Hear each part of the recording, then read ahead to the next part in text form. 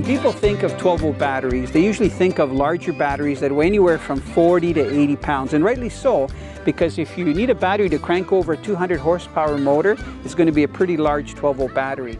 If you need to power an 80-pound thrust electric like we have, you're going to need two large 12-volt deep cycle batteries. But when you're dealing with small things like electronics, portable ones like this sonar that can be used in the winter or the summer, that's when you need to consider a small 12-volt battery like this one, anywhere from 7 to 9 ampere hours.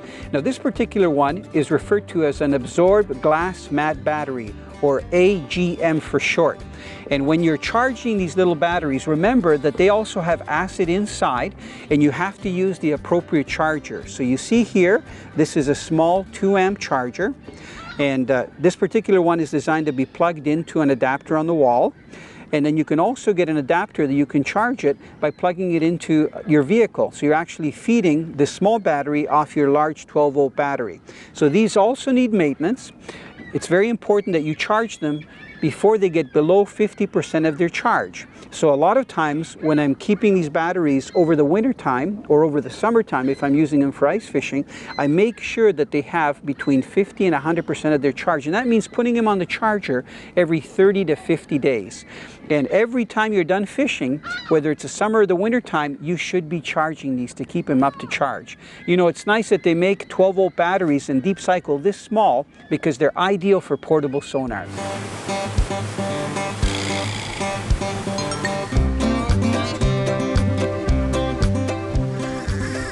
Barb, I've got a little pike on here. You know, it's so nice when you come up here to Horwood Lake Lodge. You can get pike in the same places that you're fishing for the walleye because the pike are there looking for the walleye.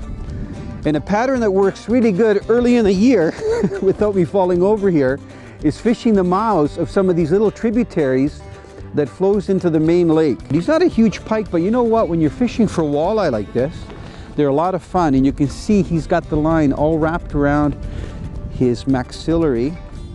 And this is like 6-pound test fluorocarbon. You can see that jig is hooked just in the side of the mouth. See if I can get that off. There. Yeah, that fish is probably about, I'd say almost 2 feet long. Beautiful colors. Okay, Barb, I'm going to put him back in the net. Okay. And then what I'll do is I'll grab the net and I'm going to put the net in the water right here. Are you okay, hon? Yes, I'm good. Okay. Yeah, you'll see how quickly this guy will disappear in this dark water. Watch. There he goes.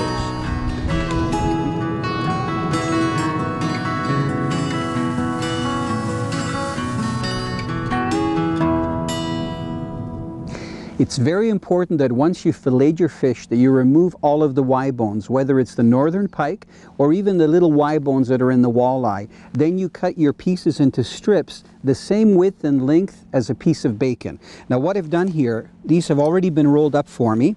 You can see the walleye are on the inside, and the bacon is wrapped on the outside because that's going to keep the fish together, because as you know, when the walleye cooks, it's going to be very tender and it's going to want to come off the actual skewer. Okay, so we've got quite a few walleye bobs here, and I'm just going to sprinkle a little bit of garlic powder on the last one that I have here. You can use lemon pepper, that works good. If you don't have anything, actually, the bacon will give the fish the flavor, but this garlic powder is going to taste simply delicious. The fish doesn't take much to cook. I've done this on an open grill where you do a shore lunch, and the only problem is that you get uneven heat, so you got to really keep your eye on the walleye bobs. We've tried to maintain the temperature between 250 and 300 degrees Fahrenheit, and I've been watching them, and you know what? They're ready. So I'm going to be using this little protective pad and laying the walleye bobs on this nice plate, and you can see that the bacon is well cooked. All of the fat, by the way, for those of you that are health conscious, all of the fat that was on the bacon dripped onto the fish and then through the fish onto the barbecue. That's why you actually get some smoke, and you can see some of the liquid is actually coming off the walleye bobs as I'm putting them on here. Now this is probably enough fish to feed about 8 or 9 people. So we're really going to enjoy it all. So I've just got to be careful here to pile it carefully on top. And you know what? When you take this off, it actually serves very nicely if you wanted to do like hors d'oeuvres. Now we're going to try one here. What I've done is take one off so that it cools off a little bit. Look at a whole new meaning to a fish burger. Can you believe that, how good that looks?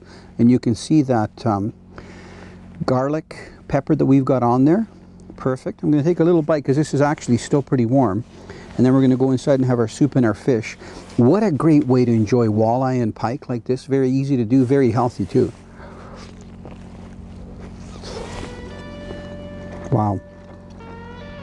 If you love to eat fish, you got to try this recipe. You're going to enjoy it. Canadian Sport Fishing has been brought to you by Rapala Premium Fishing Gear, crafted from experience. Yamaha on the water. This is my Yamaha. What kind of Yamaha are you? Dickies, a legend in work since 1922. Lucky Strike. More fish fight with a Lucky Strike.